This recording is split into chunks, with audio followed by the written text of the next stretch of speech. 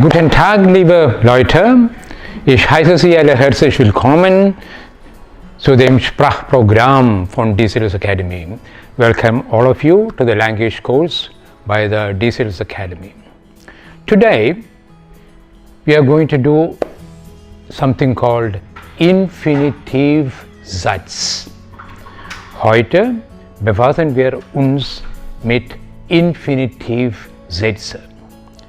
Wie Sie vielleicht wissen, gibt es verschiedene Arten von Sätzen in der deutschen Sprache. There are many types of sentences in the German language.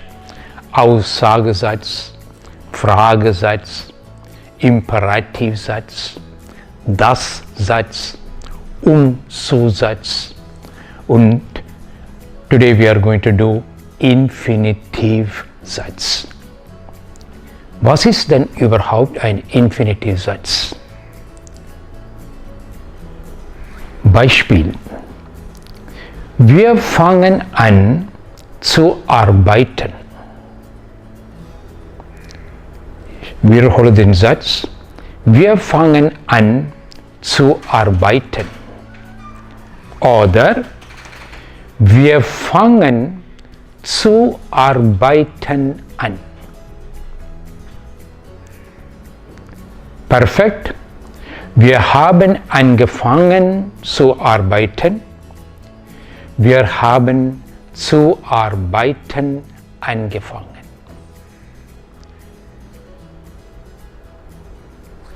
Schauen Sie mal auf die ersten zwei Sätze. Wir fangen an zu arbeiten. We begin to work. Wir fangen zu arbeiten an. Hier, Infinitivsatz bedeutet zu plus Infinitiv. Wenn man einen Satz bildet mit zu und Infinitiv, then das ist ein Infinitivsatz. When somebody is making or constructing a sentence with the help of zu and infinitive of any verb, it is a infinitive sentence.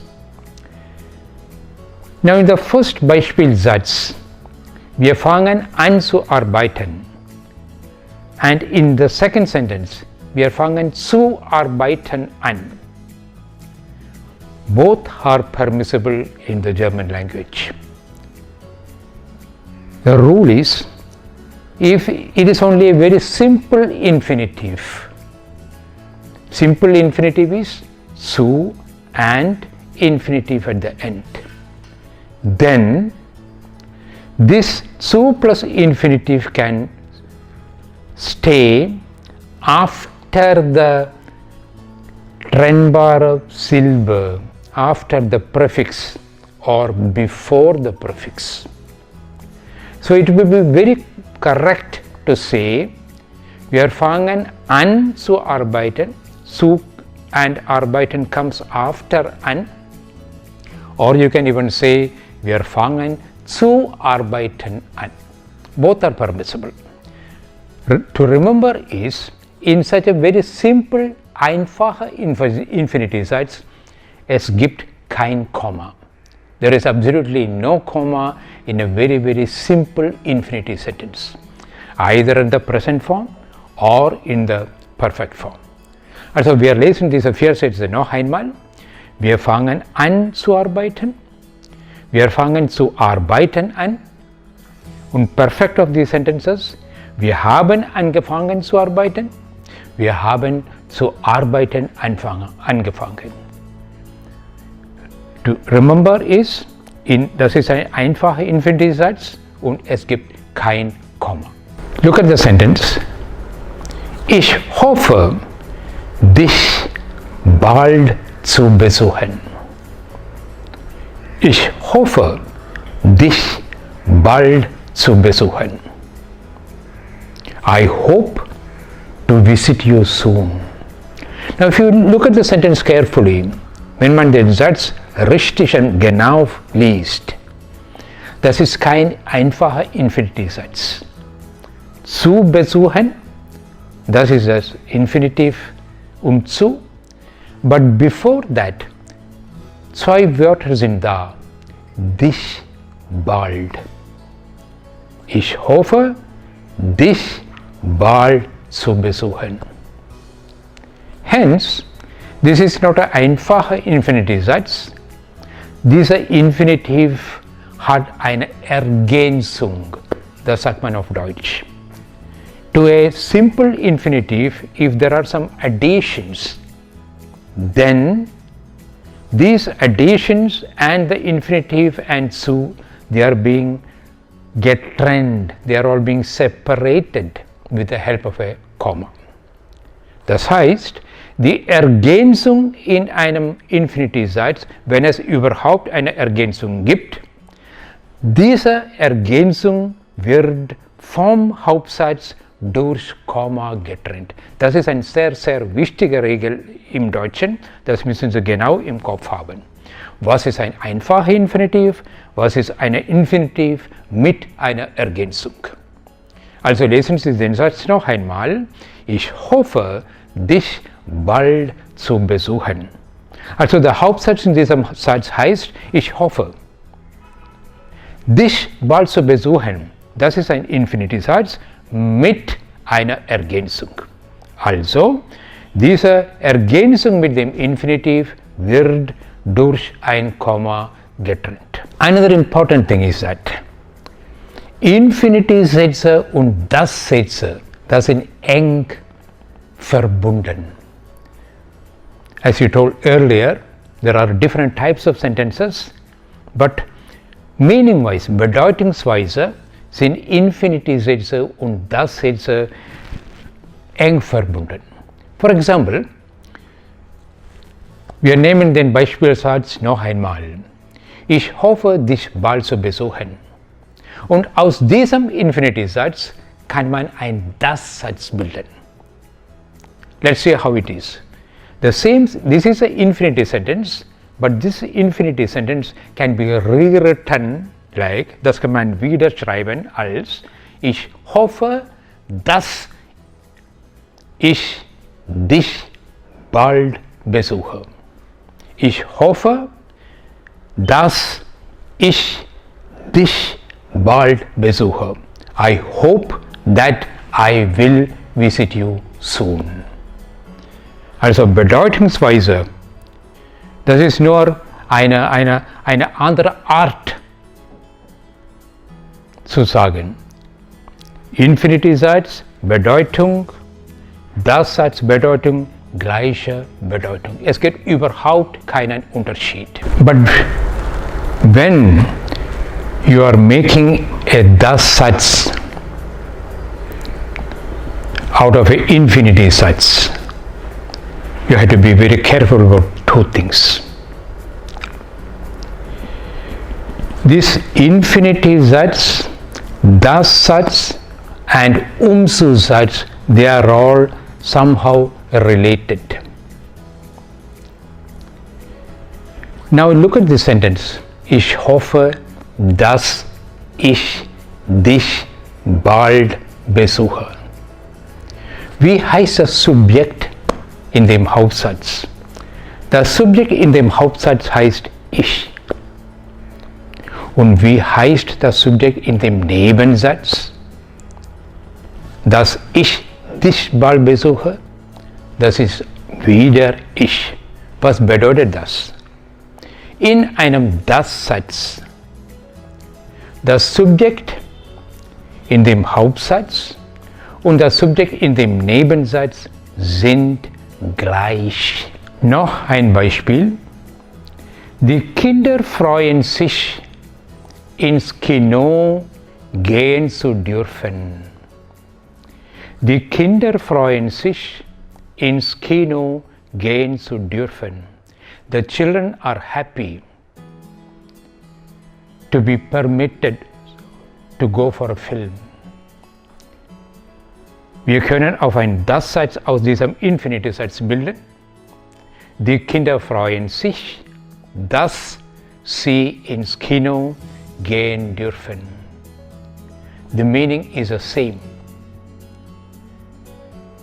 The subject in the Infinitivsatz and the subject in the das Satz wieder, das ist gleich. Die Kinder freuen sich, ins Kino gehen zu dürfen. Die Kinder freuen sich, dass sie, was ist das sie? Das ist Kinder. Okay, jetzt lesen wir einen anderen Satz. Die Kinder freuen sich, dass der Besuch Schokolade mitgebracht hat. Die Kinder freuen sich. The children, they are happy. Why? Der Besuch hat Schokolade mitgebracht. The visitor has brought some chocolates along with him. Ein das Satz haben wir hier. Die Kinder freuen sich, dass der Besuch Schokolade mitgebracht hat. Wie heißt das Subjekt in dem Hauptsatz? Die Kinder. Wie heißt das Subjekt in dem Nebensatz? Der Besuch. Sind die Subjekte gleich? Nein. Im Hauptsatz haben wir die Kinder und im Nebensatz haben wir der Besuch. Die Subjekte, wir haben verschiedene Subjekte. Das heißt, aus diesem Satz kann man keinen Zusatz bilden. Das ist der Unterschied zwischen Infinitivsatz, das ist zu plus Infinitiv, und das Sätze. Noch eine Regel gibt es, wenn wir über Infinitivsätze sprechen. Ein Infinitivsatz ist unmöglich. Ich wiederhole. Ein Infinitivsatz ist unmöglich. It is not possible when the words es oder man as a subject stays. Zum Beispiel nehmen Sie den Beispielsatz: Es ist nicht erlaubt, im Theater zu rauchen. Es ist nicht erlaubt, dass man im Theater raucht. Now look at one thing. When the subject in the Hauptsatz is a es or man, then we can make either a Infinitivsatz or a das Satz. Zum Beispiel: Es ist nicht erlaubt, im Theater zu rauchen. Es ist nicht erlaubt. Wir haben hier kein Subjekt. Was ist das es? Das ist nur ein Pronomen, das an der Stelle eines Subjekts steht. Es is a word which just represents a subject or which occupies the position of a subject. So it is not permitted to smoke inside the theater.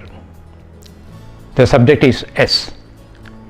Since the subject is S, it is possible to make a Infinitivsatz, entweder einen Infinitivsatz oder es ist nicht erlaubt, dass man im Theater raucht. It is not permitted that one smokes in the theater. So if the subject is S, ein Infinitivsatz ist möglich, ein das Satz ist auch möglich. But after a few verbs like wissen, sagen, hören oder sehen, dann kann man keinen Infinitivsatz bilden. For example, lesen Sie den Beispielsatz: Ich weiß, dass ich um 12 Uhr zu Hause sein muss. Ich weiß, I know that I must be at home at 12 o'clock. Try to make a Infinitivsatz out of this. It is not possible. So after a few verbs like wissen, sehen und hören, you should keep in mind that it is not possible, das ist unmöglich, einen Infinitivsatz zu bilden. And one more thing here you have to concentrate here. Do not confuse Infinitivsätze mit zu Sätze. Those are entirely a different type of sentences with a different purpose. These sentences with zu, die Sätze mit zu, sie heißen Finalsätze. They are known as Finalsätze, and it is not to be confused with Zusätze. Finalsätze haben immer einen Zweck. It shows always a goal. It has an aim. That's why these sentences are known as Finalsätze oder Umzusätze. Lesen Sie den Beispielsatz. Die Kinder gehen in die Schule, Deutsch zu lernen. Die Kinder gehen in die Schule, Deutsch zu lernen. Also diese zu, das ist immer getrennt durch ein Komma. Und man stellt immer wieder die Frage, warum gehen die Kinder in die Schule? Why the children are going to school? The purpose is there. A Zweck, a aim is there. Sie wollen Deutsch lernen. Also man verbindet diese zwei Sätze und daraus bildet ein Umzusatz.